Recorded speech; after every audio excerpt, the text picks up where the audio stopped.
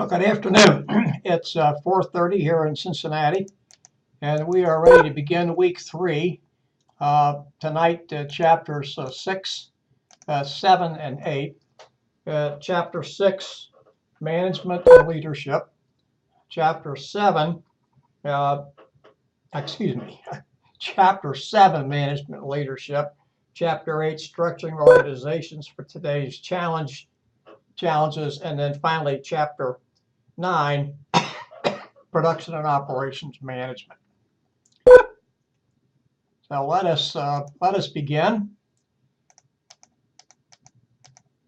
Our learning goals for this evening describe the changes occurring today in the management function. Describe the 4 functions of management, very important, and keep these in mind because you'll hear about these in other management courses as you go along in your curriculum. Relate the planning process and decision making to the accomplishment of company goals. Describe the organization function of management, the organizing function of management. Explain the differences between leaders and managers and describe various leadership styles. And then finally, summarize the 5 steps of the control function of management. Well, this slide asks a very interesting question. What's management? And it talks about process. It could be something other than process used to accomplish organizational goals through the 4 functions of management: planning, organizing, leading, and controlling. Notice here it says people, and then obviously other organizational resources. We say other because people are resources, and we have to remember that. It's important, I've said this before, I'll say it again, it's important to remember that employees are an organization's most important resource.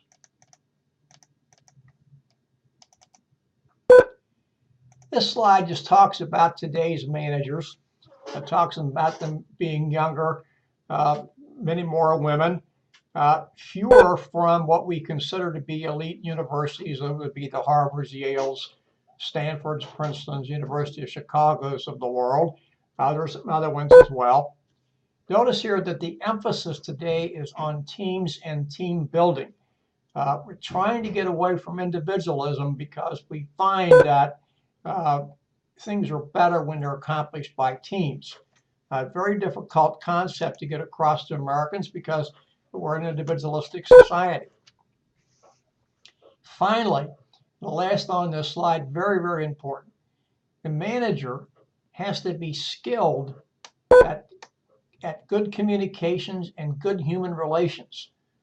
Failure to do this causes lots of problems down the road. This particular slide talks about respect and how to get it. And this is really talking about managers. Notice that the 2 top ones are being strong in management itself and then having a sound business strategy, followed by ethical practices, competitive edge, and product innovation on down the line. I think that we'll find, and you will find as you go through your curriculum, that ethical practices is taking on a greater role today in both management and leadership, as well it should.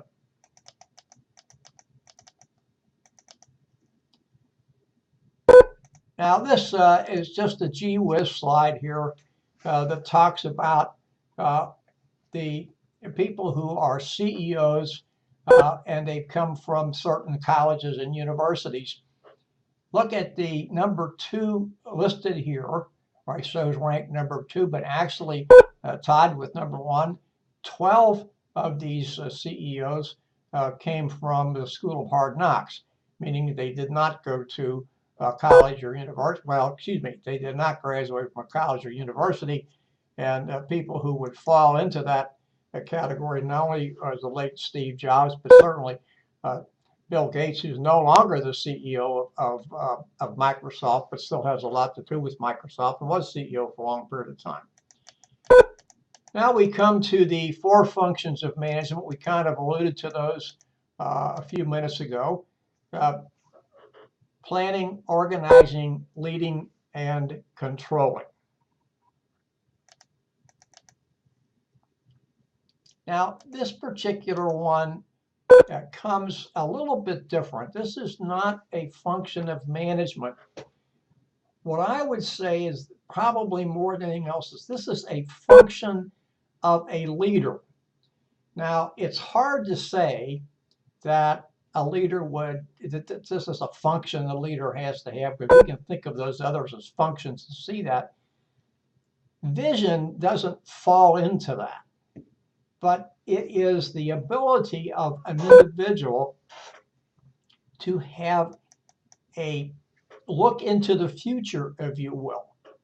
And this vision, I'm associating with this with a leader. While the slide talks about vision for an organization, and it talks about purpose and what business we're in and things of this nature, and then where the business intends to go. Actually, that's what a leader does. He or she creates a vision for an organization. And we will find as we go through this particular chapter that leadership and management are different animals. You can be a manager and a leader. You can be a leader and a manager. But being one or the other is not simultaneous with the other.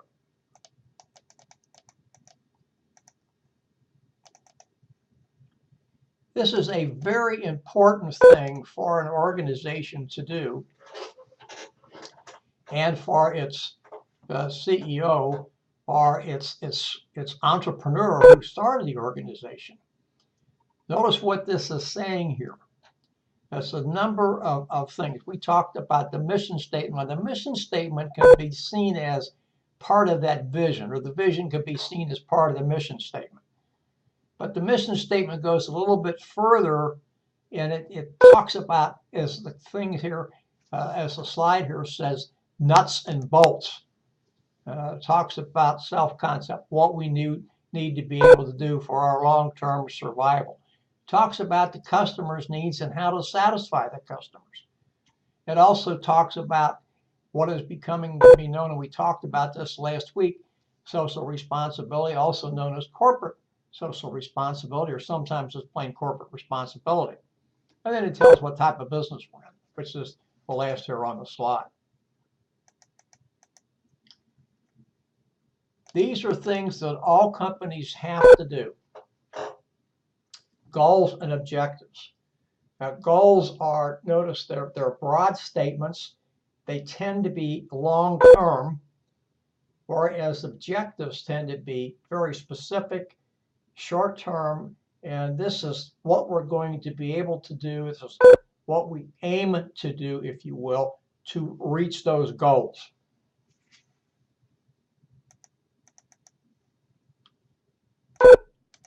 Now, this is the first of the 4 functions of management.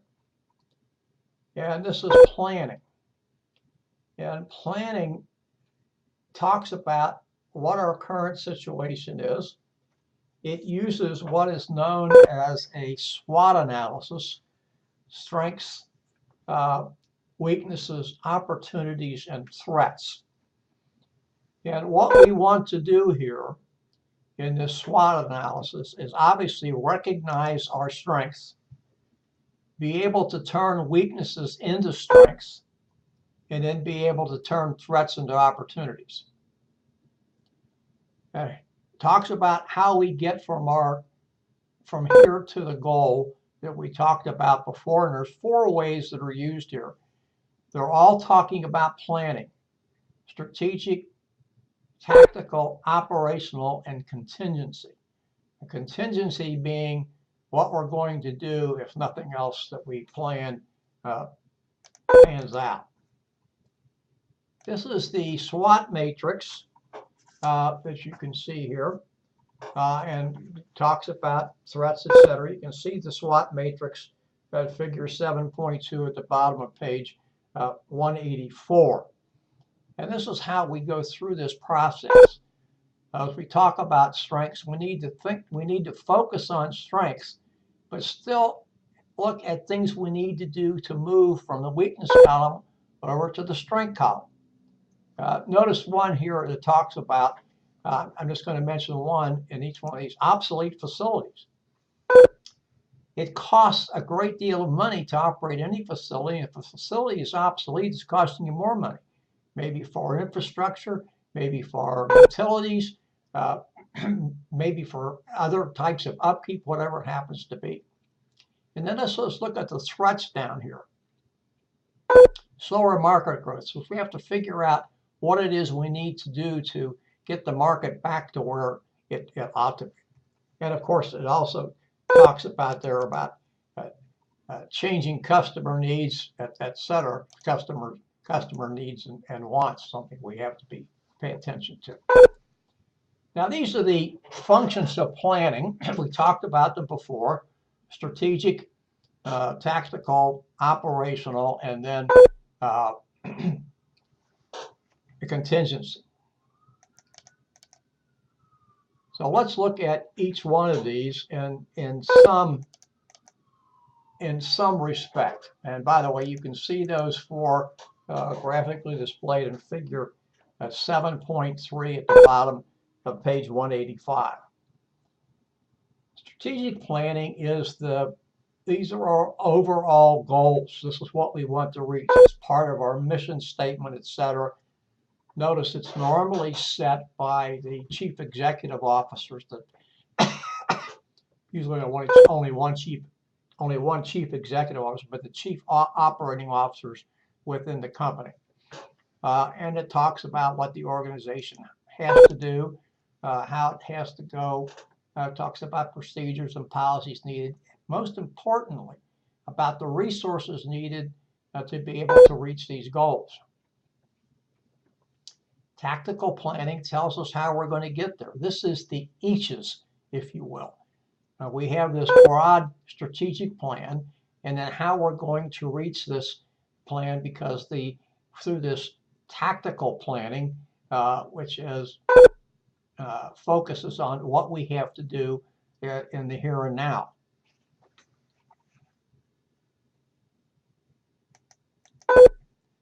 Then we have operational planning. This is, I like to say, where the rubber meets the road. It talks about work schedules and things of that nature.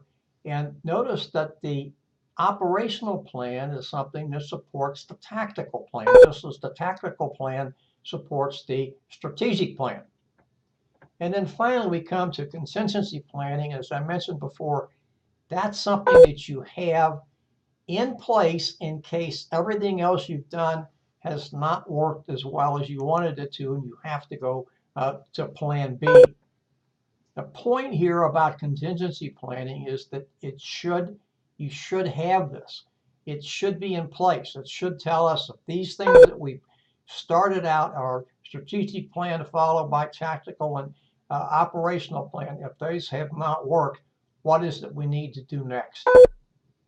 This is, you want to call this a fallback position, that's fine, but that's exactly what it is.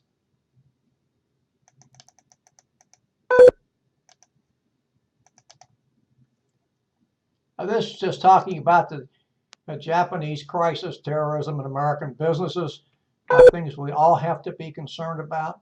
Notice the number of corporations that were affected by the tsunami in Japan, earthquake and eventual tsunami in Japan 3 years ago.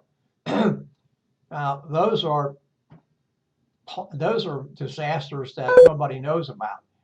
Man-made disasters such as war and other types of things short of war, not necessarily planned for, but you often know those are going to happen, or at least have a gut feeling those are going to happen.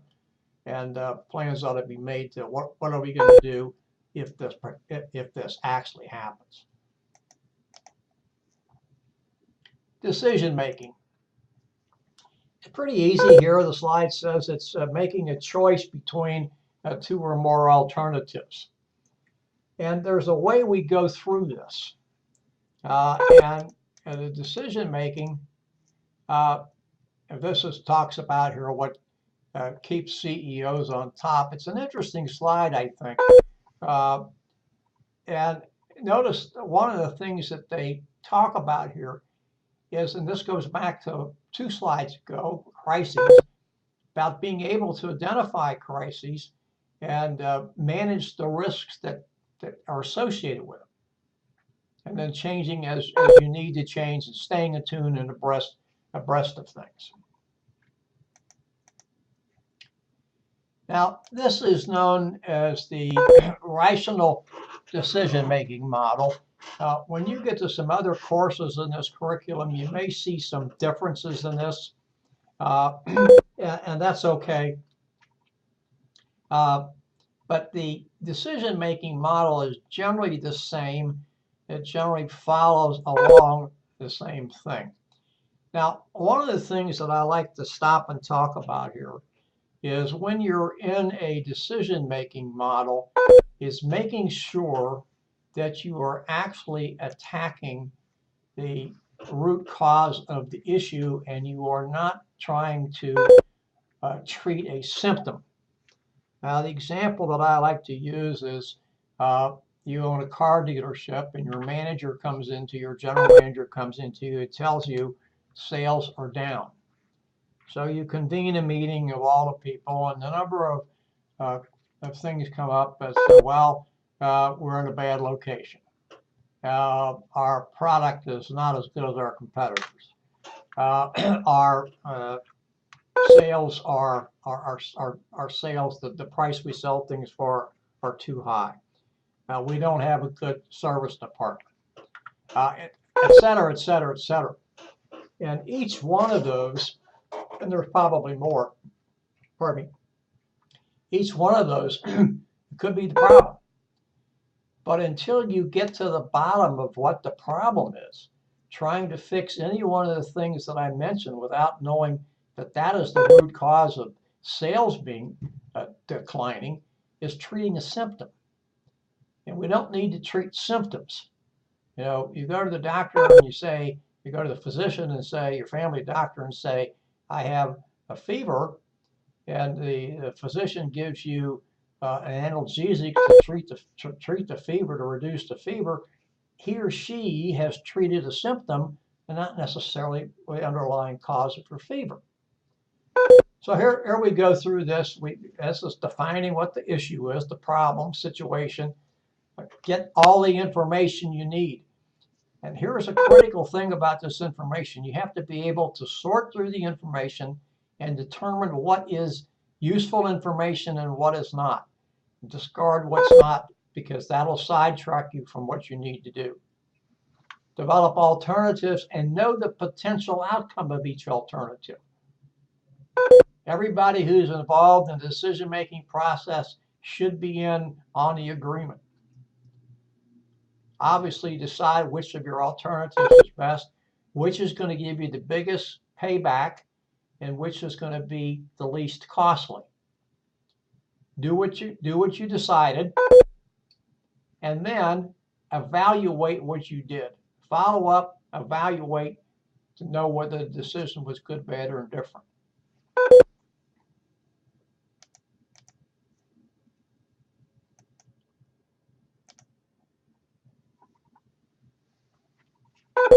Problem solving this way, this particular slide talks about is this is something less than going through the decision-making process that we just talked about.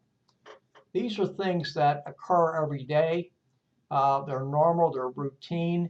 If you can do this and program into your computer, and when they recur, say, okay, I know what we did the last time, here's what we're going to do this time, and go on. Notice that they require quick action, and they really don't require as much thought as what we talked about as a decision thing. Then there is a problem-solving technique, or there are a number of them, including brainstorming, which we'll talk about in just a second, where you list all your issues, and then have pluses and minuses, and then implications. Here are the pluses, here are the minuses, here's what could possibly go wrong, here's our alternatives, here's what could possibly go right, here's the biggest payback, etc.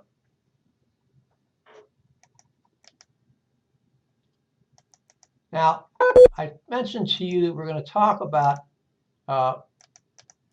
brainstorming. And the issue with brainstorming is something that we need to talk about just for a second. Now, you can see brainstorming mentioned in your text in the margin on page 187. If you go for a brainstorming session to solve issues, you must remember that in the brainstorming session, every idea is taken without judgment, or every solution is taken without judgment, depending upon how you're looking at this thing. And only when you're finished, only when you have concluded the brainstorming session, are the various ideas evaluated. So the object of brainstorming is quantity.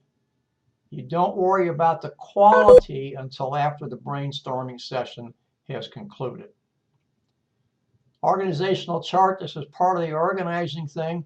This is just tells reporting relationships, who's responsible for what, etc. These are the levels of management that we see here. Notice we have the non-supervisory. This is a pyramid, non-supervisory at the bottom. Then we move up to supervisor, which is also known as first line management, then to our middle managers, and then to the executives in the corporation. This slide can be seen as figure 7.4 on page 188.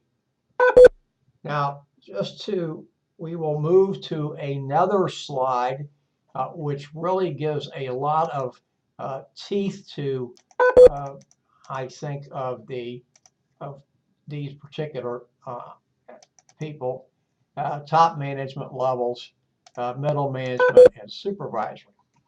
Now, this is also a figure 7.5 in your text, and it is interesting to look at because it talks about each of these three levels of management have to have the same type of skills. They each have to have technical skills, they each have to have human relations skills, and they each have to have conceptual skills. But they don't need the same proportions of them. And so we find that the folks down where the rubber meets the road, where the production takes place, those are the folks that need the greatest technical skills. And they need some human relations skills, and they need fewer conceptual skills.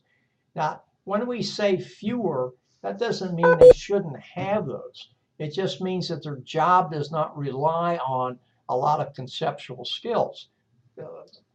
Don't take this to mean that they don't have to have them. They do. They just don't need as many. The greatest preponderance of their job is this technical aspect, followed by the human relations aspect. As we move up to middle management, we find that the conceptual skills and the human relations skills are about even, and the technical skills have narrowed just a little bit, not quite as much. And then when we move up to senior management, these folks have to have the conceptual skills. They have to have the ability to look down the road, to figure out what's going to happen. They set the policy, they set the parameters, they set the vision. They need human relations skills.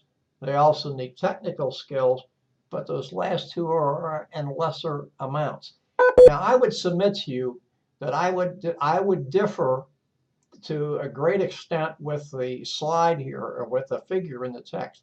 I think that the senior executives have to have a lot of good human skills, because if they're brusque, if they're gruff, if they're abrupt, they probably aren't going to get a lot of buy-in from their employees.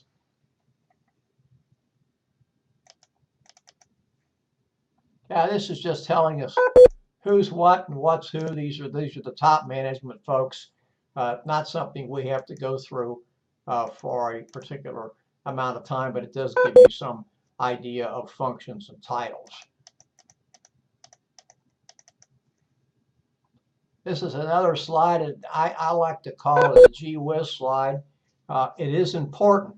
I don't mean to diminish it. This talks about the top women CEOs in the United States.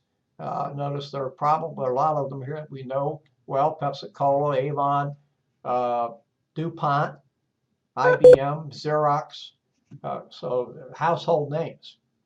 And I think the one about Xerox, we can see in some of the text here that the thing about Xerox is that Ursula Burns is a female minority, and she is the first female CEO that succeeded another female CEO. She succeeded Anne Mulcahy. Anne Mulcahy is not a minority, but yes, a woman. And these are the skills we talked about before. We don't really need to go into these a whole lot. Technical, human, and conceptual. They speak for themselves. And certainly you can see, I believe, having looked at the pyramid and having looked to see that it's obvious that people where the rubber meets the road need more technical skills, and the guys and gals on top need more conceptual skills. I can't really change this particular slide much. The value of thank you should never ever be diminished. Our thought is not necessary. Much important word to say, or very important word, a better way to say it, say thank you. It doesn't take much to say it. You certainly have to mean it when you say it, but you're going to get a lot more from people after you said it. And this is just the levels of various management, which we talked about before, and which I'm not going to, go over again. Staffing. These are all the things that an organization has to do to get the right employee in the right place or in the right job. Now, some organizations believe in what's known as employee job fit. That means getting employee Y into job Y because they mesh. Others believe in an organization employee fit. That means that the employee fits the values and culture of the organization. A lot of organizations do this. Toyota Motor Company is certainly one. Toyota Motor Company of America is certainly one that does that.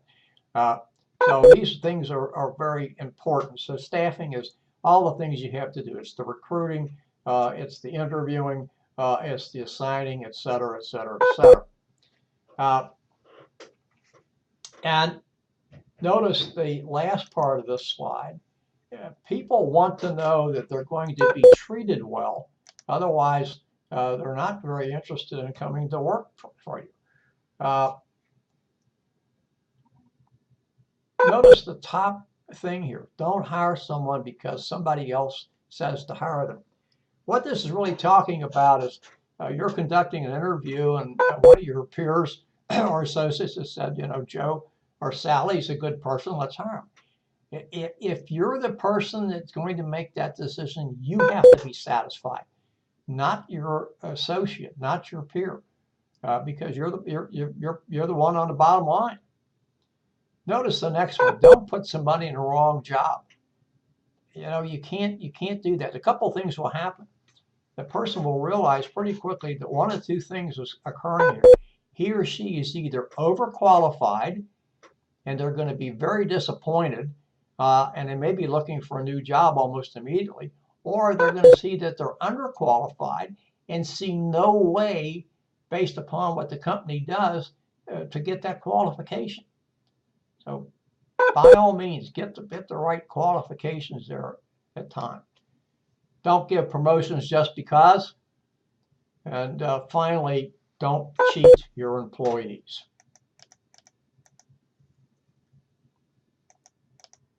Leadership. Talked about this early on. Leaders have to have a vision. Sometimes they have to create the vision, and they have to get this welling within their employees to follow them, to buy into this thing so they can move this thing forward. Those are the things they talk about here. Corporate values, corporate ethics, embrace change. Don't stay away from change. You know, many companies that didn't change, didn't adapt to change, and are not in business any longer. Look at the recording industry. Now, I understand that sales of vinyl records, the old things that went around on the turntable, they're back. But those are people that are collectors. Those are not going to come back to the marketplace. Finally, hold people accountable and responsible. Same way you hold yourself accountable and responsible. This is one of the making ethical decisions scenarios that you find in the text. And again, I encourage you to read those and answer the questions that are posed. It will take just a few minutes to do that.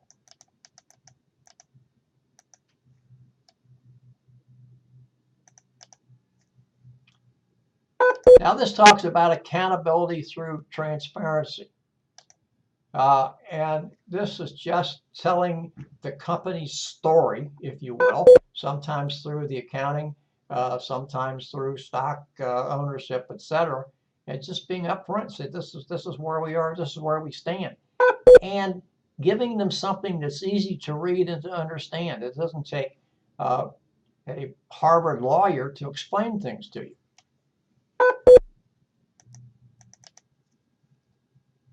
Leadership styles. You can see leadership styles. By the way, we're going to come to the graphic that you can see, figure 7.6 in your text on page 192. Autocratic, participative, and then free rein. Some people like to call free rein laissez-faire. Autocratic decisions are made by one person. Step down, next case. Participative or democratic, the manager, leader, supervisor gets the employees that he or she works with and get them involved in the decision-making process. And then finally, free rein or laissez-faire is just kind of left alone. Managers do set objectives, but employees are free to do whatever they think is appropriate. So it's kind of a hands-off type situation. And the slide corresponds to the to what we just said is here in figure 7.6 in your text, and you see in this slide the amount of freedom for the employee. So and it mentions it here in the text, etc. And we don't need to go through the eaches of this, but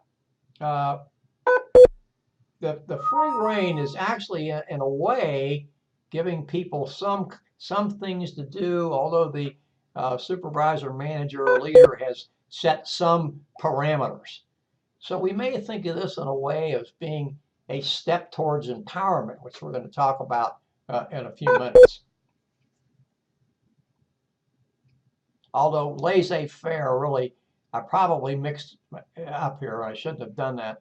Laissez-faire is a lot different, where the manager really kind of steps back from taking active participation in anything.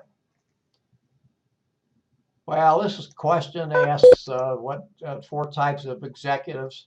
We'll see these around here in various manners. Whether is the best: rationalists, humanists, culturists, and politicists.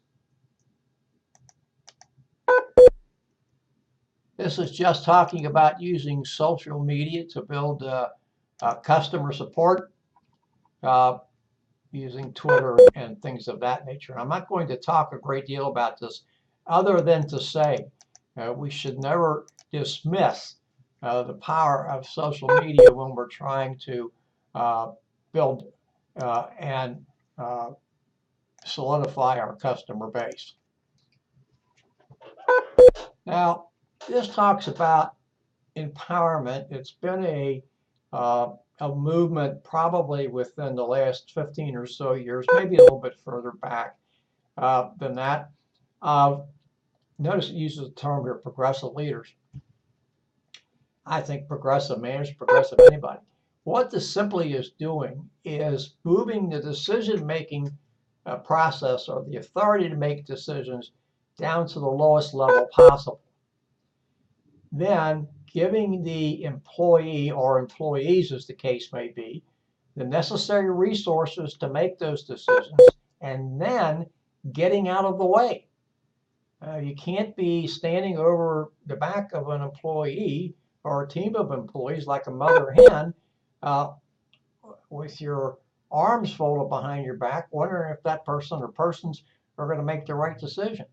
Give them the tools and then get out of the way. Now, one of the things we need to say here is that we know, because we're humans, that the empowered employee is going to make a mistake sooner or later.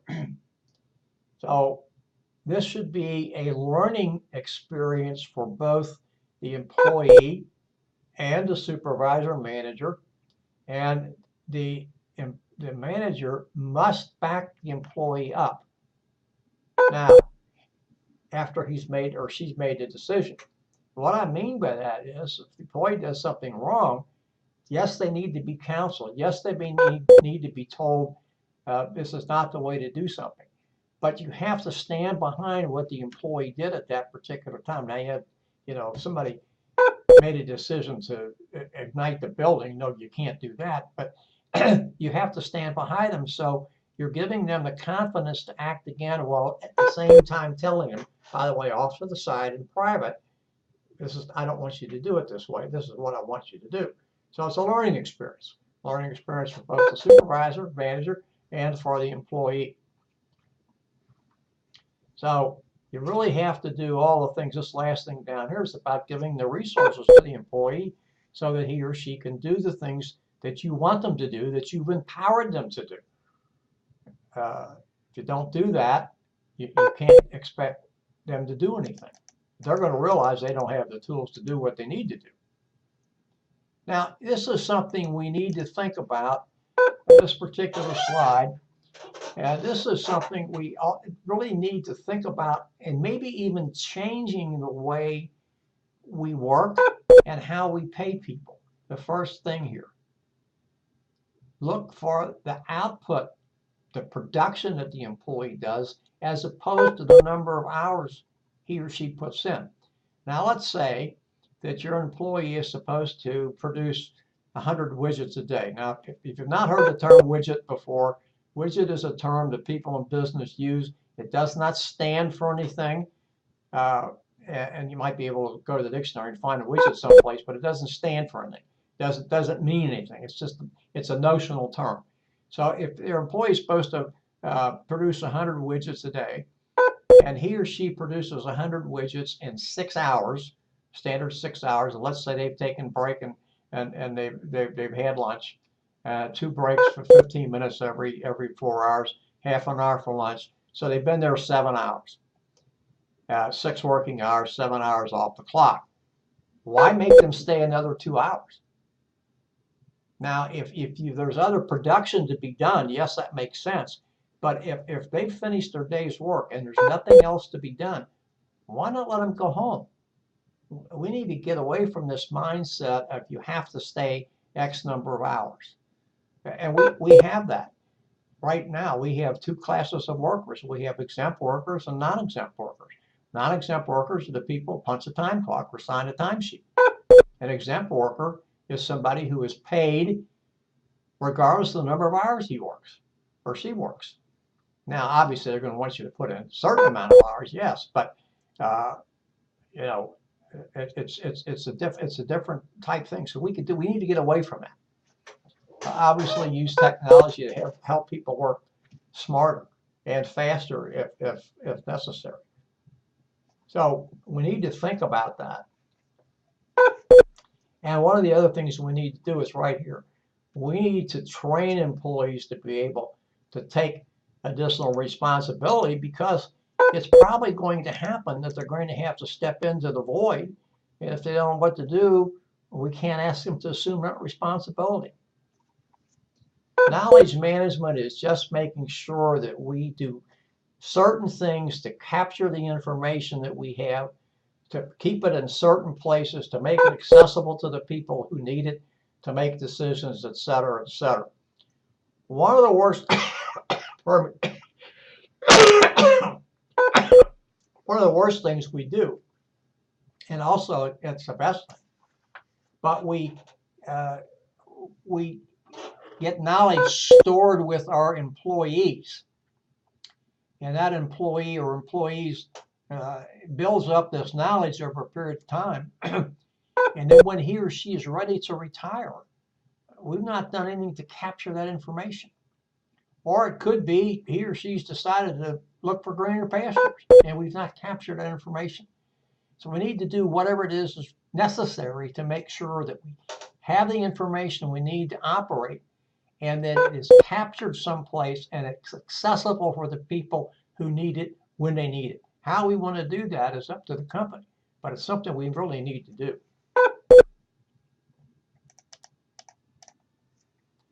These are the steps in the controlling process, and this is very, very, very important. You can see this at figure 7.7 at the bottom of page 195. This has to be done through the entire production process, not at one point in the production process.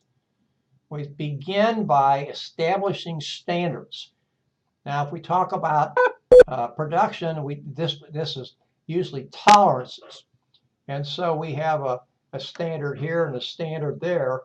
And that's the high end of the standard. This is the low end of the standard. And we have a tolerance in between.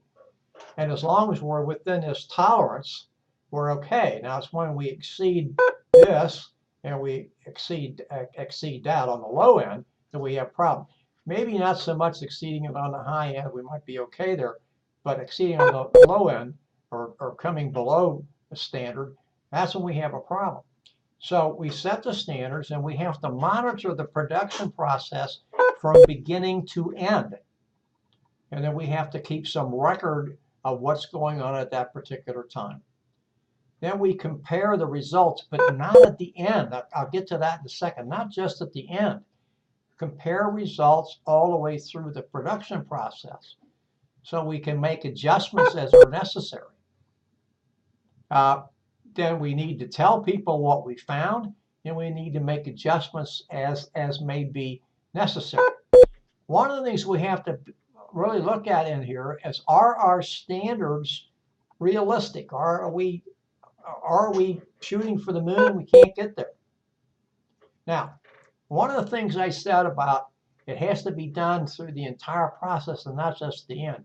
If you do quality control, traditional quality control in the United States for a long period of time, we had some people who stood at the end of the production line, and anything that didn't meet specifications was tossed in the trash bin.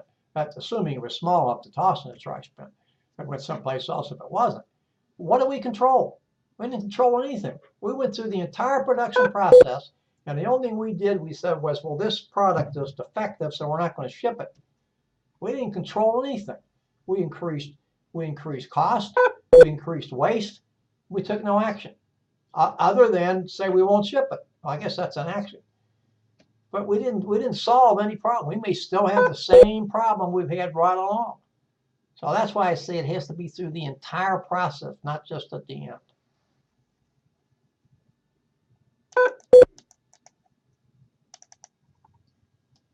This is just a question of asking if you're a micromanager. You really have to watch this. You know, we go back to this empowerment. Give people what you want them to do and get out of their way. Now, if they're not competent, you have to train them. And after training, if they're not competent, then they have to go someplace else. That's a hard fact of life, but you have to do that. You don't need to be standing over somebody's shoulder every 5 seconds figuring out what they're going to do.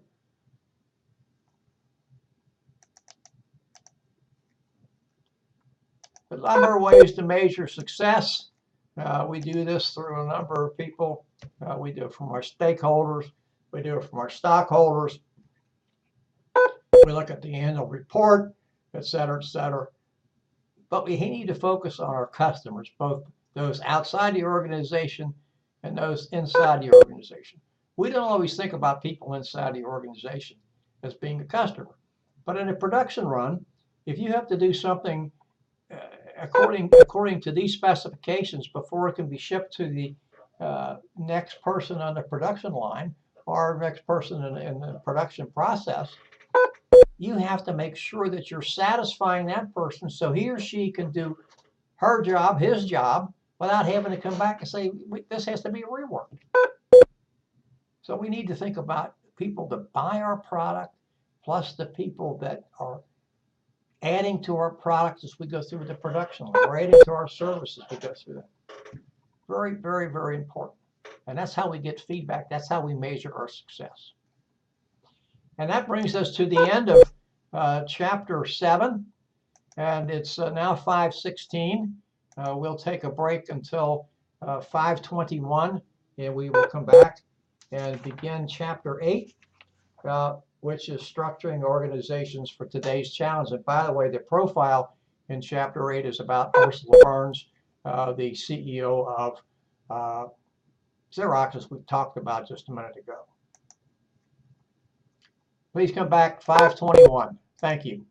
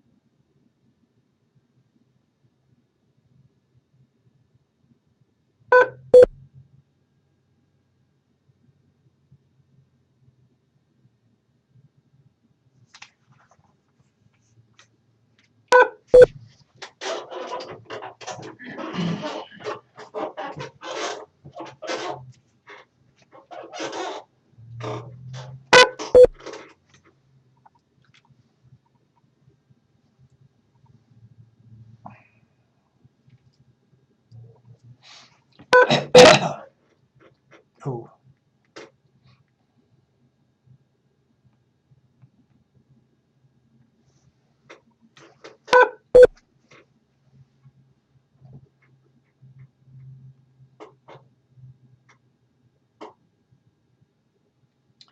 All right, 521, we're back.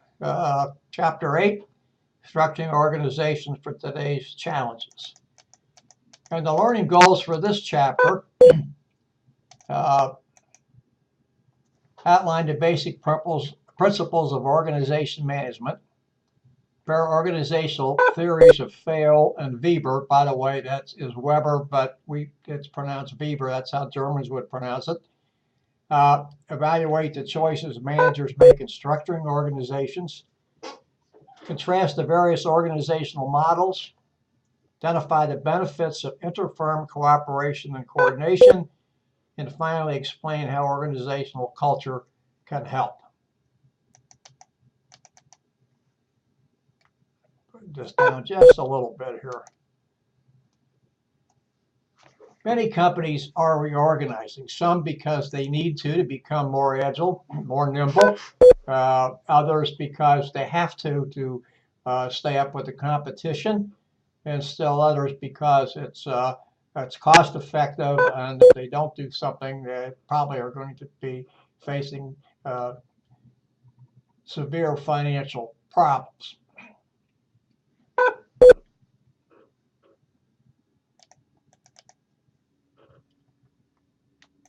In structuring organizations, one of the things that always happens, this comes under the organizing part, is setting up division of labor somehow. And then you're allocating resources, setting up tasks, etc.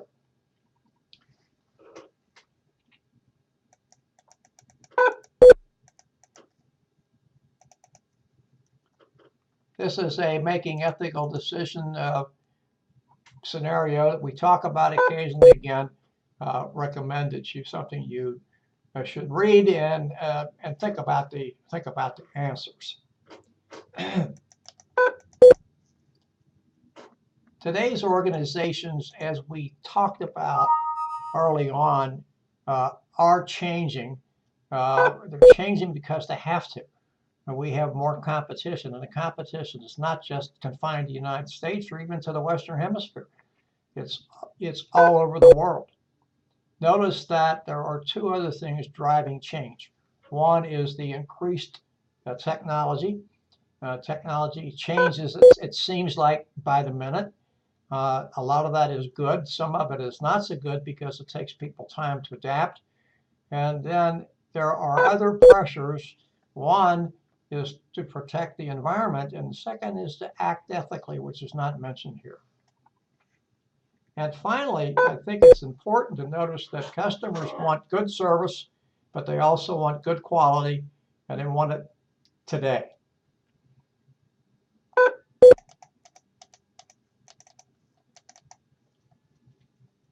This is just a gee whiz slide, talks about how things have changed.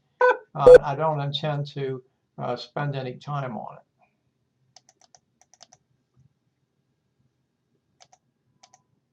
Production has changed.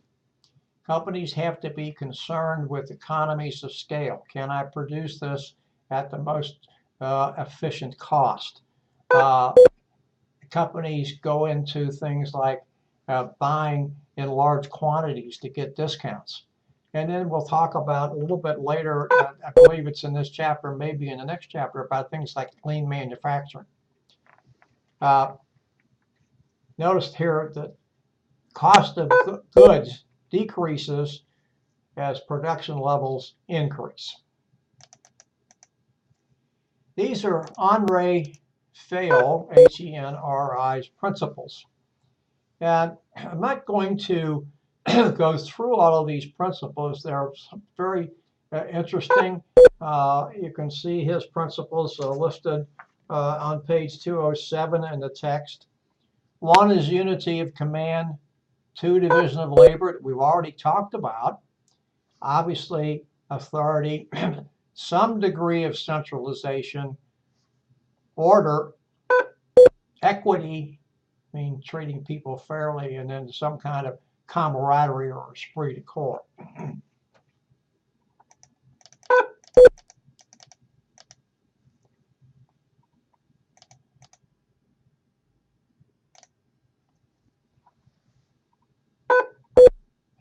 Vail based his principles on organizations that have only one boss, one person in charge, so that you have a clear line of authority. And notice that rigid organizations did not respond well to customer needs.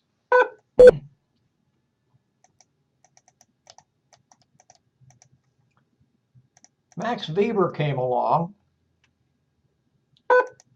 and he brought his principles along. And notice what he said first. Employees just need to do what they're told to do. Not a lot of rocket science there.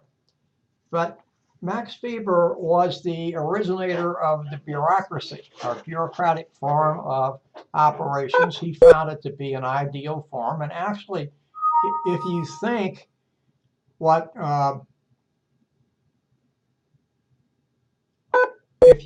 what he is saying here, it is something that makes sense because he talks about having written rules and procedures, job descriptions, etc., and that there's some consistency in operations going along the line. And finally, staffing and promotions are based upon merit and qualifications, not just because you've been around for a while.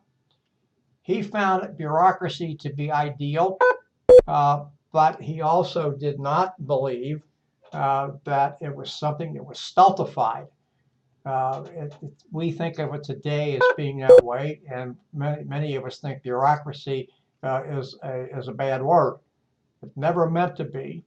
We only get frustrated when people say they can't do something, and most of the time bureaucracies don't tell people what they can't do. They tell them what they should do, what they have to do, and they don't say you can't do this and you can't do that.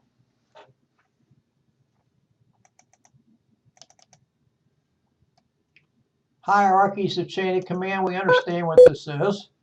Hierarchy usually means we have one person on top. Chain of command means there's a line of authority from the bottom person to the top person. And we find that today many companies are doing away with that because we have the ability to use technology today.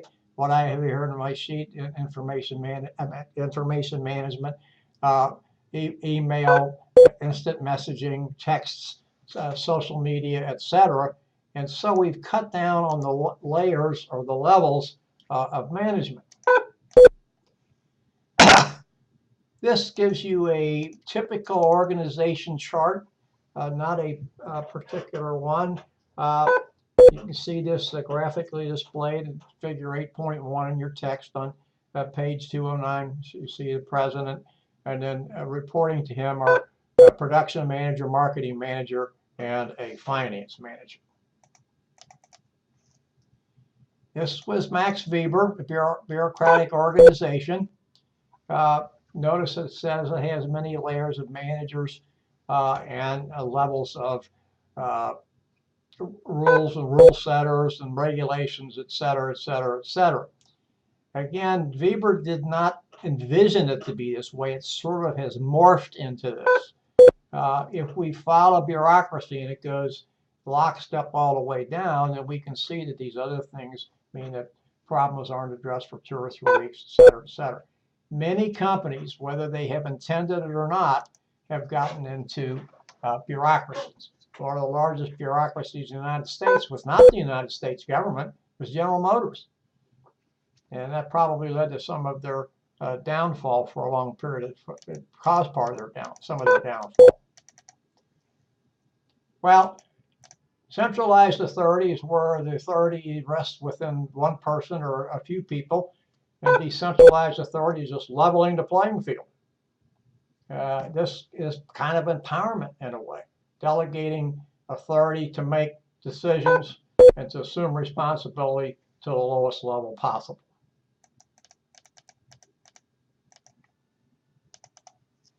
Span of control, there's nothing magic here. That just means the number of employees that report to one supervisor. Notice it says when you have standardized work, you can have a lot of employees. When you don't have standardized work, you're probably going to have fewer employees. And so what we said here before, this is the trend today. Because we have more technology, because we can communicate quicker and faster, we're going to have fewer levels of management. A tall structure is just stacking one thing on top of another because you're going to have various levels of management, and a flat organization is just the reverse. There's nothing magic about either one of those statements, and it's pretty easy to see. Here's a graphic display of a flat organization. This is figure 8.3 in your text at the bottom of page 211. Now, one of the things I think that you should take some time to look at are the advantages and disadvantages of centralized and decentralized management seen in figure 8.2 in your text. Centralized means that you can get decisions quickly, maybe not the best, but you get them quickly. And it tends to be a little bit more efficient because you have clear lines of demarcation. But they tend to be less responsive, centralized, and then you can have conflict and you can have lower morale. Decentralized, better adaptation to customer wants because you don't have so many layers of management, but it is less efficient, and it can be, in some cases, a little messy. You have to figure out what works best and get it there. Organizations are many times organized around departments, and here we have separate work units, if you will. You can think of these in some cases like accounting, maybe finance, maybe a few other things. This is where we set things up. So we have skills and expertise in a certain area. Advantages here are that employees are working within their own thing, within their own field. You get some economies of scale and help each other develop skills and progress and move along.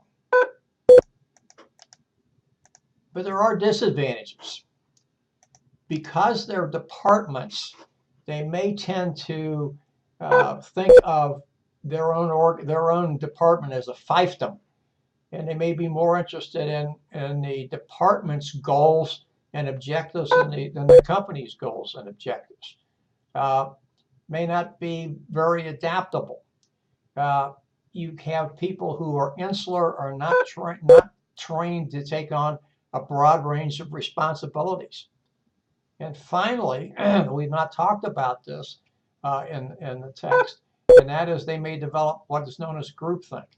That's again where they think, well, we're invincible. Our way is always right. Everybody outside of this is wrong. Why would they ever even think that we didn't know what we were doing?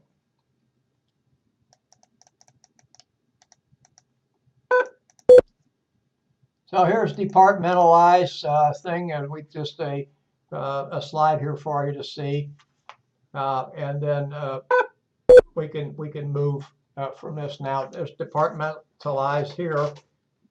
They've done this as you look by product, and if you look down a little bit further, you can see it's also done by customer group, by geographic location, by process. All departments. So don't have to worry too much about one way or another about that. Organizations can be structured besides departments. We have line organizations, line of staff, matrix style, and then cross-functional.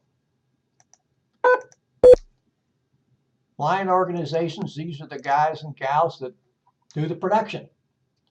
There's two-way communication between the supervisor and the production worker. You have people reporting to one person, and talked about supervisor and production worker. And notice you don't have specialists here that we talked about in the departments. And then lastly, line manager is sort of a law into and of him or herself.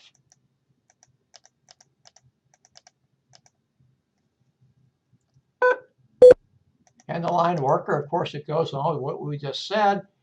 He or she is responsible to meet the company's objectives, to do the things that are required. They're considered to be production people.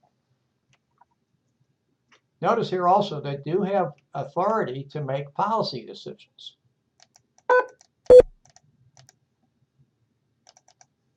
Staff personnel are those folks with expertise, and they are there to advise the line people of how to do certain things. We find them in research, we find them in information and technology, human resources, perhaps accounting, and a few other things. They are there to help the line people.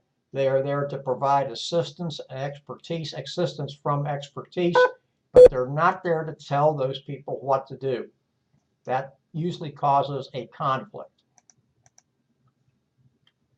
Simple line and staff organization, we can see it here.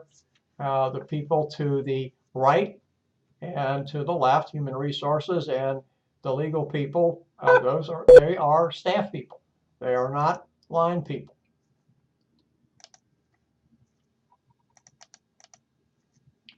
A matrix organization is an organization that has brought in specialists from around the company or across the company and brought them together to work normally on a specific project, but they still remain assigned to where they were.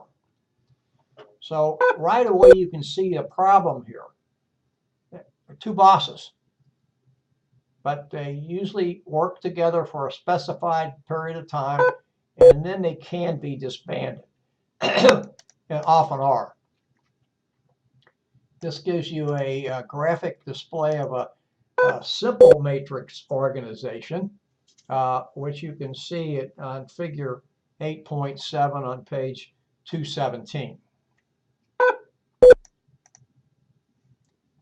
Here are the advantages, and you can see them. I mean, you can assign anybody you want whenever you want.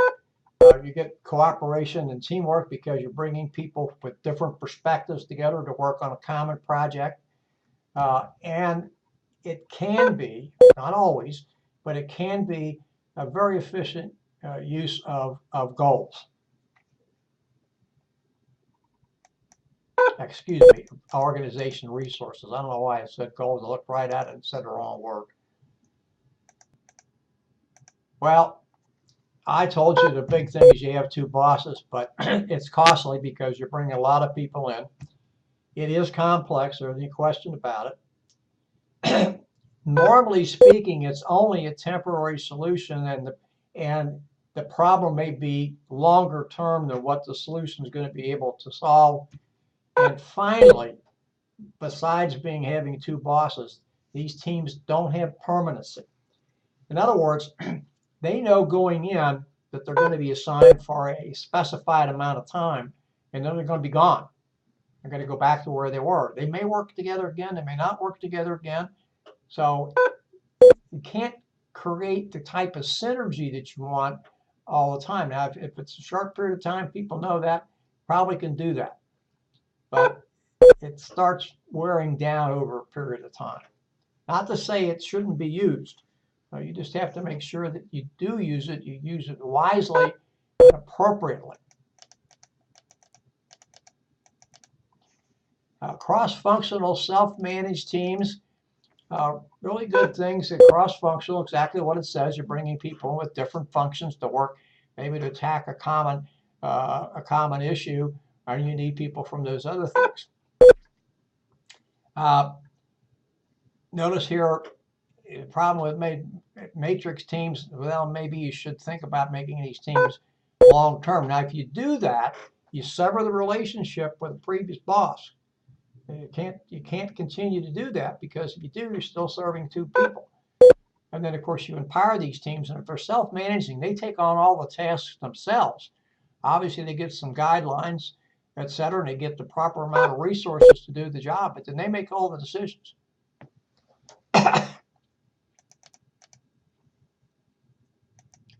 Sometimes you can go beyond the organizational boundaries, and that might be good. Here you're bringing in the customer, listening to what he or she has to say, and taking appropriate action. These teams, notice these teams are talking about not only customers, but talking about a lot of different stakeholders.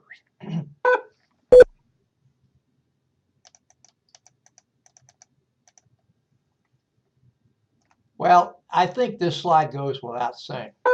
If you want an effective team, you have to have a purpose, you have to have goals, you have to have complementary skills. Now, this says correct skills. I want to use the term complementary because if you bring people into a team, they have to have complementary skills. Now, sometimes it's going to be all the same skill, but they have to be complementary. You can't have somebody in there that doesn't complement the whole. And then, obviously, as could be necessary or may be necessary, you shift roles as may be appropriate.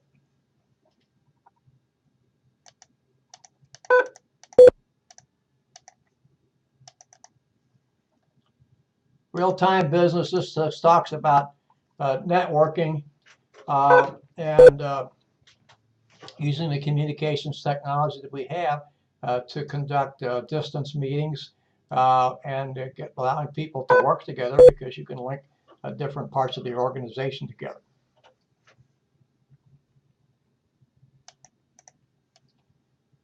And this just talks about transparency and virtual corporations. Again, these people are networked together for a period of time and made up, notice, of replaceable firms that join and leave as needed. So this is a corporation that comes in. Usually what you have here is you have a hub organization, and then the other organizations sort of revolve around that hub. They do things they need to do, give input, take out, and then they don't stay for a long period of time. Here's a notional virtual corporation.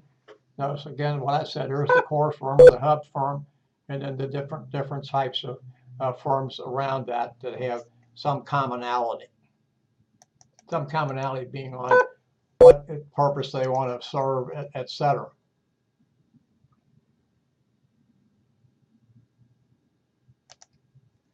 Benchmarking and core competencies.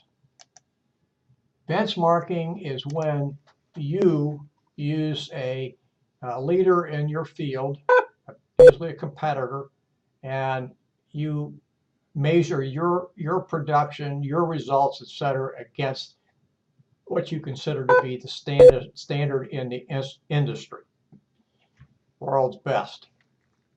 Core competencies, those are things that are functions, as it says here, that an organization does better than its competitors do.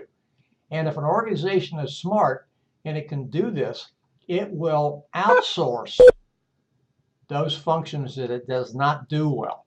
Now, when I say outsource, I'm not talking about shipping something overseas.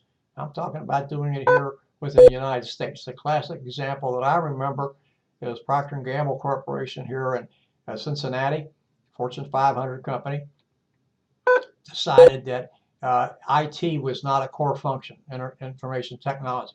And so it signed an outsource agreement with Hewlett-Packard, and Hewlett-Packard took over all their IT functions. And the beauty of this thing was that all the people that worked for Procter & Gamble in the IT department were hired by Hewlett-Packard and stayed in place. They moved nowhere. Now, probably some downsides about pensions and things of that nature, but those obviously were worked out, and they signed a 10-year contract, and as far as I know, it's working well. So that's what's talking about core competencies. Do what you do well, farm out what you don't do well. These are some things here about health care outsourcing. A slide here about which jobs will be outsourced next. Of course, that's a notional slide. It may not pan out. This just is a notion here about changing to adapting markets. Remember that change is never easy. Employees are always concerned about change. Most of us don't like to change. What it also talks about here is getting rid of things that no longer are functional. I'll just give you an example that shows a typewriter here. We had a typewriter sitting around the corner here in the hallway from my office for over 2 years, and it stayed there. Nobody took it because typewriters have very little function anymore. If you can even find one to be sold any place, let alone to be repaired. This just talks about keeping in touch with your customer base and finding out what's going on.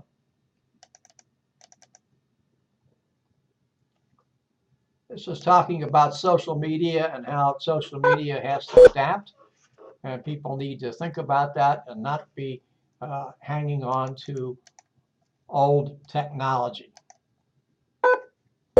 Restructuring is done because companies need to find efficiencies and economies of scale. This talks about an inverted organization. Now, I like to read this here because we don't always think about this concept. It has contact people at the top and the CEO at the bottom of the organization chart. Don't think that the CEO is still not making decisions, but it's just showing here's the people that are important because they're the ones that interact with our people. And notice what it says here about supervisors. They're there to support and provide resources for their employees, for their workers, not just to boss them around. This gives you the idea of the inverted company. Organization and culture is very important. These are the shared things that we do. These are our ethical standards. These are the things that hold us together. And organizations that continually emphasize our culture are normally seen as better organizations because they tend to emphasize service.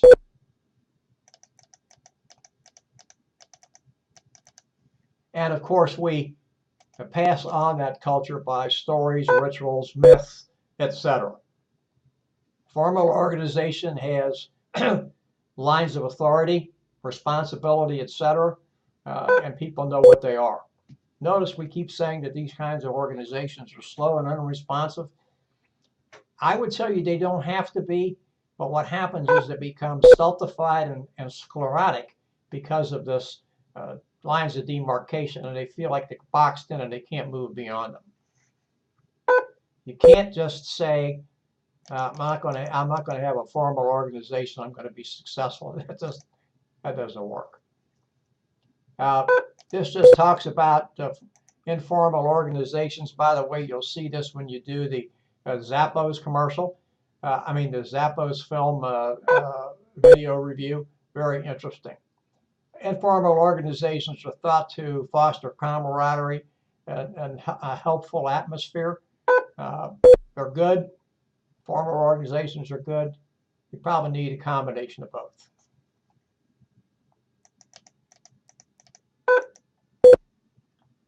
Here's the limitations for formal and informal organizations.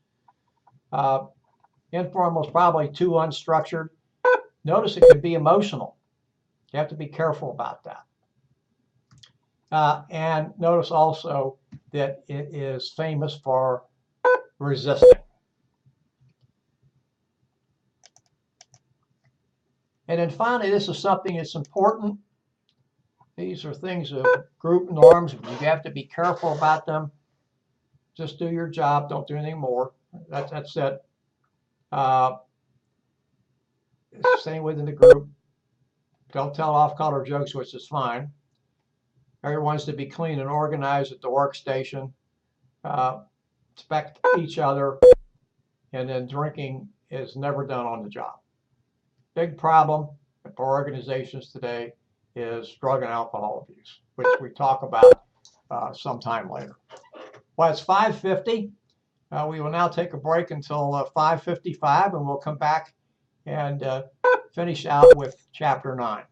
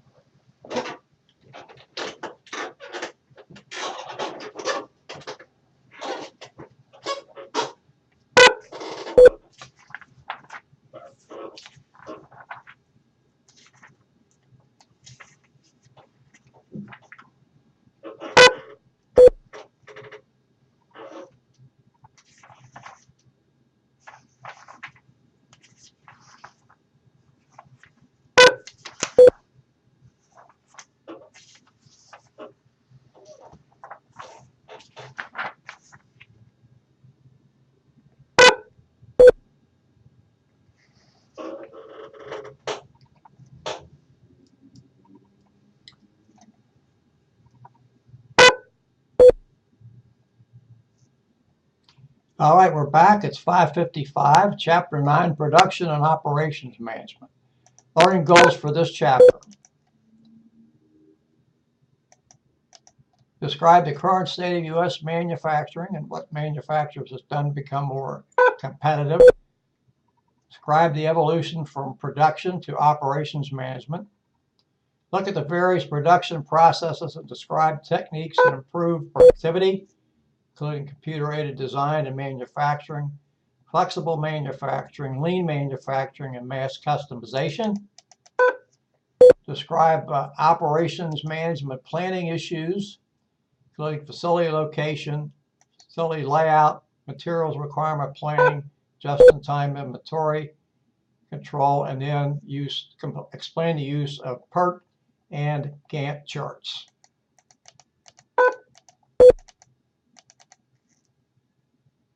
Contrary to what many people will tell you, the United States is still the world's leading manufacturer. Notice that manufacturing in the United States has continued to grow and is actually two times larger than it was in 1970, just a little over 40 years ago. Notice that almost a quarter of everything produced comes from the United States. The difference is we have a lot more competition today, and there are more places to buy from. And of course, many things that we did produce at one time we're no longer going to produce due to economies of scale, cost of production, cost of employees, etc. Talks about what's made in the United States and the number of employees. This talks about our leading states in exports.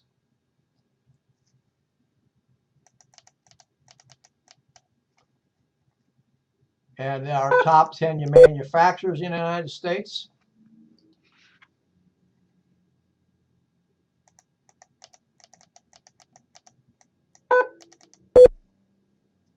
And of course, we're thinking about sustainability, which is becoming a huge issue as we move down the road. It's important to plan ahead because we have limited resources. And talks about companies that are working on sustainability projects, and of course, companies that issue mandatory sustainability scorecards to their supply chain. In other words, we're telling suppliers, we want you to be doing this as well as we are. Well, we're no longer a manufacturing-based economy, even though 25% of our economy still comes from manufacturing, maybe even more than that. We're still not. 85% of our jobs are in the service sector. And this just gives you a listing of top-paying service sector jobs in the United States. We still have a lot of room to grow. There are many more countries than America. China and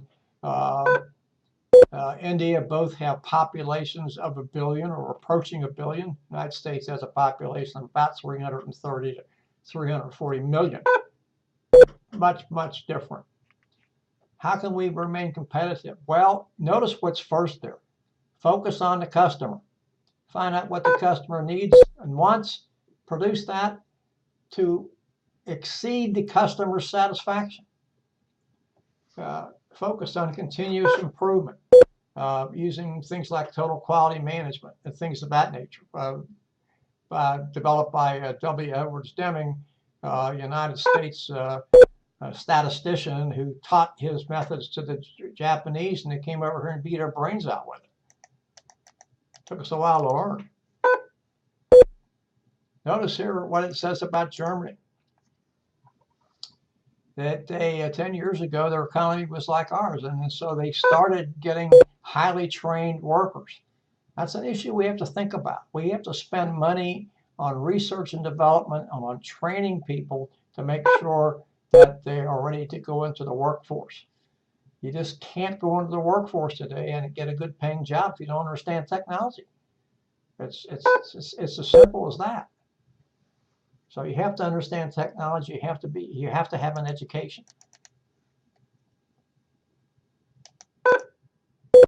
Now we've moved from what was known as production creating products using the 4 factors of production: land, capital, entrepreneurship, knowledge. I left labor out, didn't mean to. And we moved from production to production management. And then we're going to move from production management to operations management.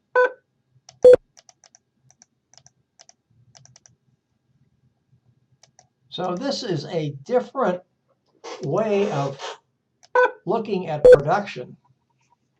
Notice it's a specialized area of management that goes and converts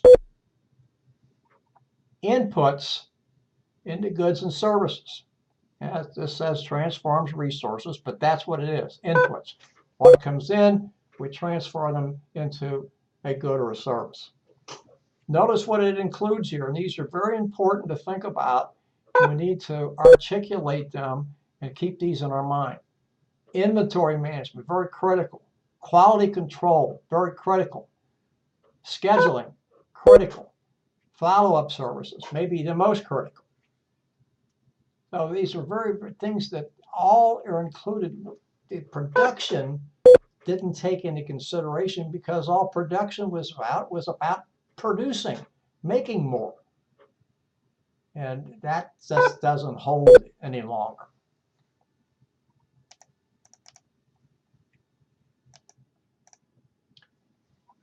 We do have things on the operations management in the service sector. Ritz-Carlton Hotel, another course that I teach, uses Ritz-Carlton as a case study. And look what they're into. They're into fine dining. They're into making the customer's visit as pleasurable as possible.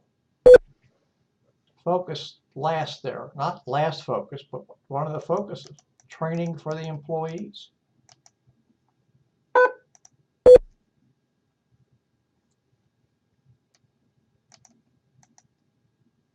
Here's the production process. Pretty simple. The inputs are the resources, and these are the factors of production. You know, when you talk about land and labor and capital, etc., that all goes into this thing. Then the production control. And notice what we have in there. We have planning, routing, scheduling, etc. And then the output.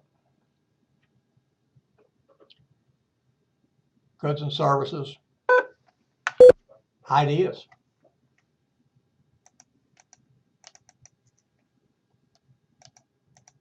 Farm utility is the value that is added to what's been produced. Now, whether that's a good or a service, it's the value added to that. So somebody is taking something and they're changing this raw, whatever it happens to be, adding value to it and creating something new.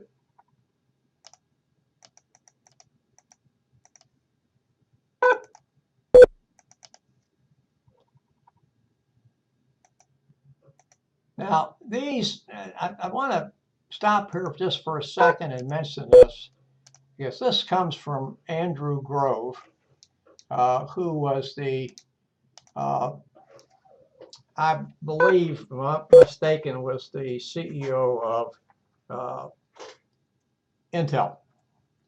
And notice what he's talking about: build and deliver products in response to the demands of the customer. That means getting the product to the customer where and when he or she wants it.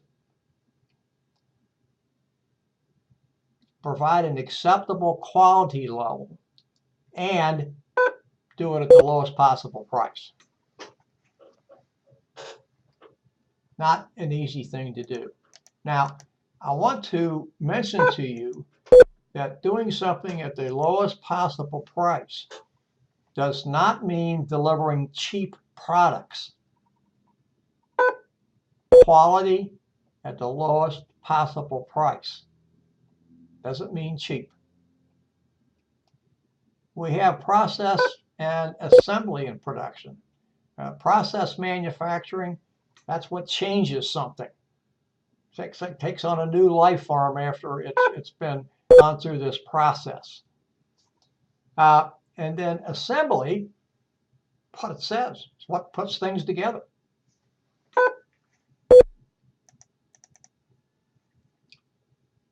Here's some key production processes. Continuous means exactly what it says. Long production runs, turning out products continually over a period of time. Intermittent, just kind of the reverse. They're short run, and then their machines are adjusted frequently to make different products.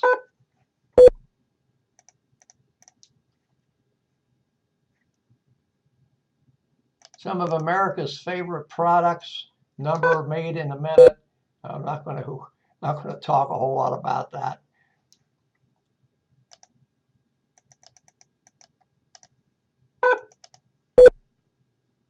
These are things that manufacturers can do to help them become more competitive, using computers to aid in design, flexible manufacturing, lean manufacturing, which we'll talk about to a greater extent, and then mass customization.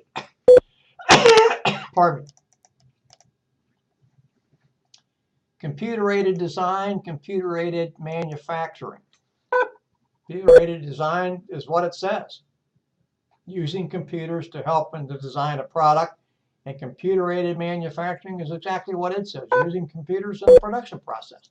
Nothing magic there. But this is using technology to help. Using technology to be more efficient. Using technology to reduce costs.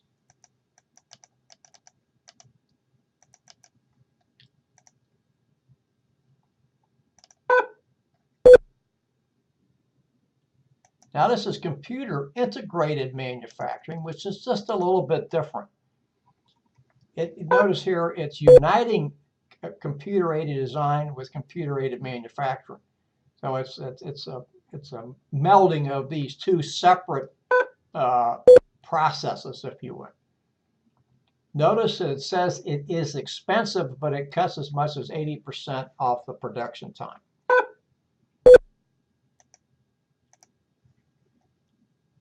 Flexible manufacturing. Here you have, this kind of goes back to something we were talking about before, this intermittent process. Designing machines to produce a multiple products. Variety of products, multiple products, same thing. Alan Bradley, really Leonized organization in Milwaukee, I believe, uses this type to build motor starters. Lean manufacturing is simply what it says. It is using less of everything in the manufacturing process. Half the human effort, half the defects in the finished product, 1/3 the engineering effort, half the floor space, and here's the big thing, carry 90% less inventory. Why is that important? If you have too much inventory, you're paying for it. I don't know what the cost of inventory storage is today, but you have your money's tied up. You have a product on your shelf that you have produced that you haven't sold, and it's sitting there, and you have to keep your warehouse at the right temperature, et cetera, et cetera. You're paying people to move it around if it has may be necessary. You're paying people to secure the building, et cetera, et cetera. So the less you have on hand, the less amount that's going to cost you. Mass customization is tailoring your product to meet the demands of customers. A large number of individual customers. So this run that you're doing is not just for one customer, it's for a number that want the same product. And learning to customize here, so they want the same product, but they want it made maybe to their specifications, or maybe their name added, or whatever it happens to be.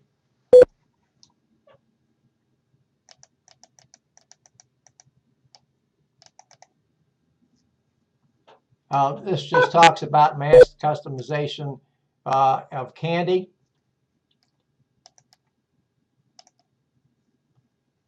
Now, here we talk now a little bit more about operations management because it helps us solve these things that are very important. Location. You've heard many times in many things in businesses, everything is location, location, location. And this has to do with not being necessarily where your customer can see your name, but you're at a place where you can get the product to your customer quickly when he or she needs it, where he or she wants to buy it, etc. It helps with laying out our facility, making sure that we're being more efficient in our processes. Helps with material planning. It helps about purchasing, which goes with inventory control next.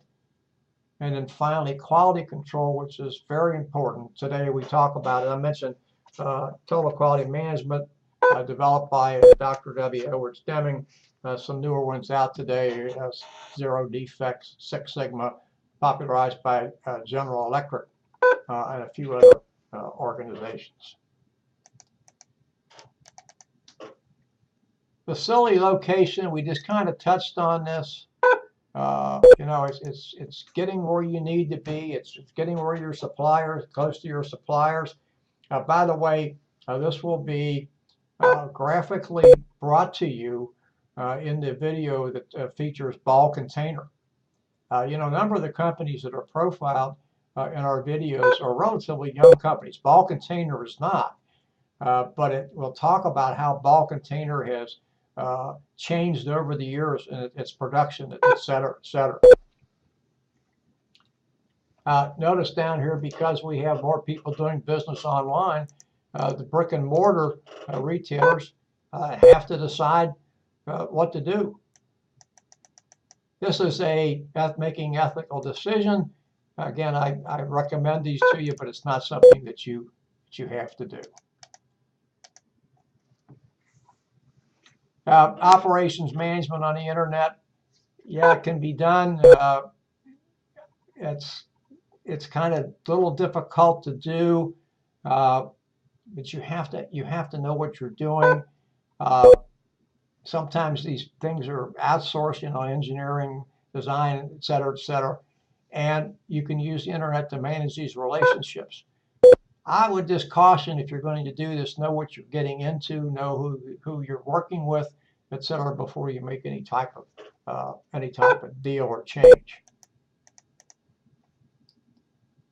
Very critical.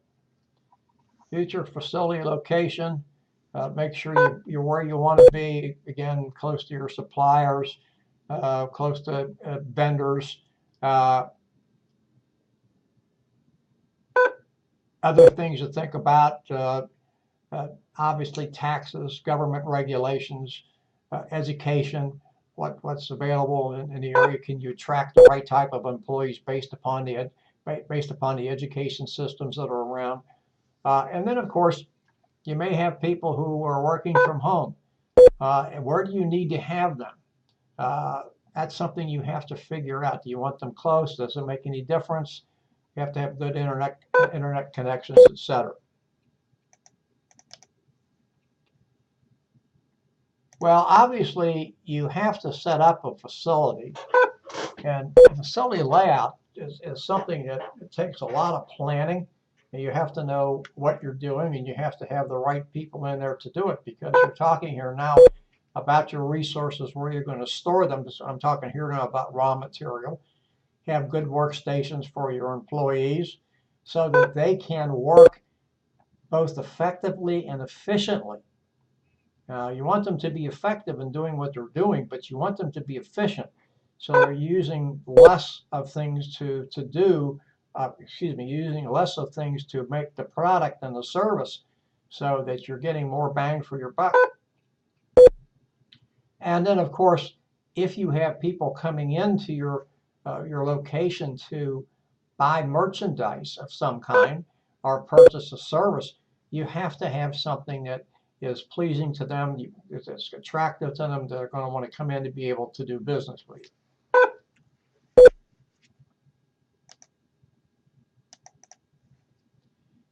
Several different ways to set things up. You can have an assembly line. You can have a modular layout where teams work together. You can have a fixed position layout where employees congregate around the product, or you can have a process layout. Similar equipment and functions are grouped together. And notice the assembly line is, well, we probably know that probably better than any, at least we think we do. And this is a picture of an assembly line layout, which we can see here. I think we have it here in your text, on page 248 at the top in figure 9.2.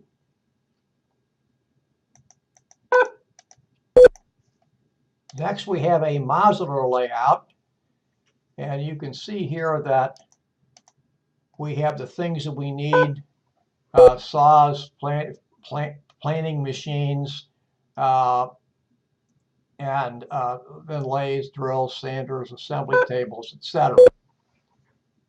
Next, we have a process layout, and notice how that is set up. Storage, shipping, cutting, etc. And then you have some here. Notice that cutting and assembly are pressed together, as well as deburring and assembly, and then bending and assembly, etc. So they figured around something else there. And then finally, we have a fixed position layout. And this is a house. And what this says is that you can schedule different things on the house while the house is being built. So you can have different people working simultaneously and doing the things that they have to do while the structure itself may be outside structure may be finished, and these people are coming in here and doing the finishing touches.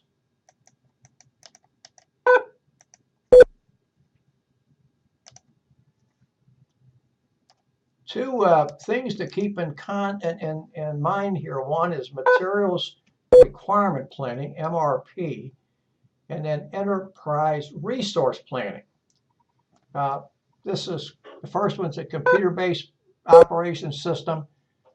Uses sales forecasts to make sure that parts, etc., are available when needed. Now, there are people who will tell you that when you're doing this sorts of thing, that you set the sales forecast first. And once you know what that is, then everything else falls in line, because you're going to sell this many product, or that's the forecast you have, that you think you're going to sell this many amount of product, and then the rest of the operation should follow that, should support the sales forecast. Enterprise resource planning, as it says, there is a newer version combining computerized functions into a single integrated software. I can't talk to you too much about that because it's not something that I've seen, but obviously it has a lot of application. This is a real big deal in operations management, and that is purchasing. The focus here is you want to pardon me, find the highest quality merchandise at the least expensive price from a reputable source, supplier here. And you want to build a relationship with these folks so that you can say, hey, you know, I'm at the head of your line. I'm going to buy X amount of product this year from you. And so this is what I want. These are my specifications. And make sure that you have a relationship with this type of vendor for you, supplier, that they can give you the type of quality that you're looking for. So best price for goods and services. Yeah, and the best price is the least expensive price possible. And then again, as I say, building a good relationship with these people so that you get what you want when you want it. And this is the next thing that goes along with this just-in-time inventory. This was a concept kind of popularized by the Japanese. And what this is it says the manufacturer is going to carry enough inventory that he or she can do what needs to be done. And then they're going to call their suppliers and have their suppliers ship what they need at the time it's needed. And so they're not having a buildup of inventory of parts, et cetera, to go into making whatever it happens to be or raw material. So this has to be a very good relationship. I talked a little bit about it before in the purchasing. To get the product you want, when you want it, the quality you want, at the price you want.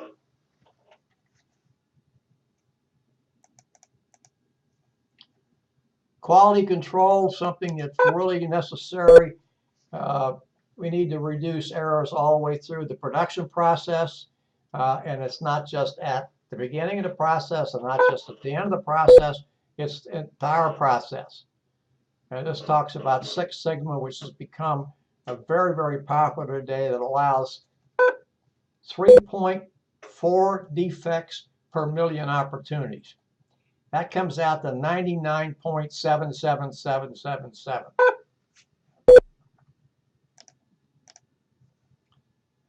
Statistical process quality control is sort of a form of Six Sigma, using the statistics to continually monitor what's going on.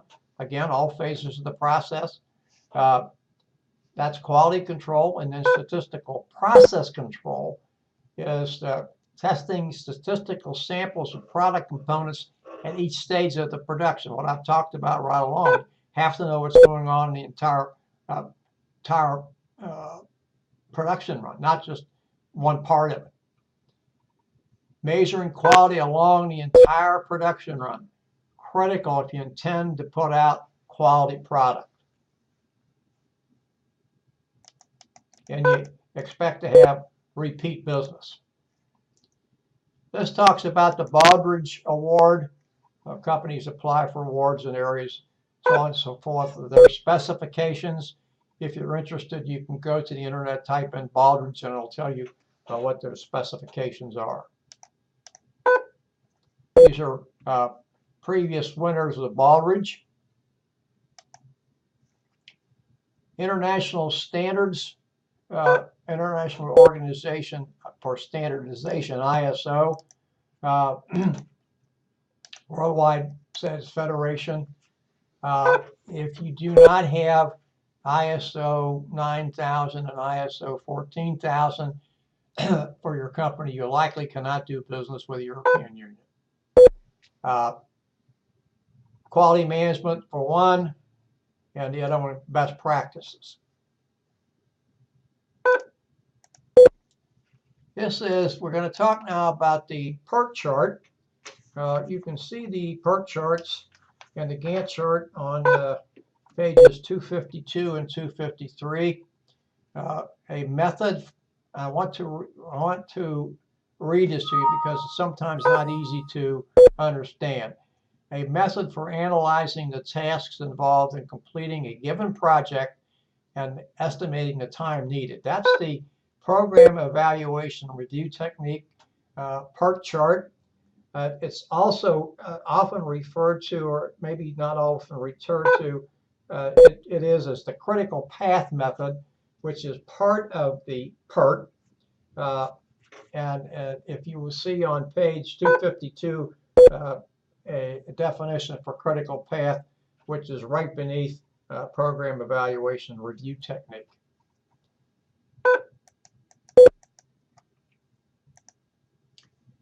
This is what we do with the PERT.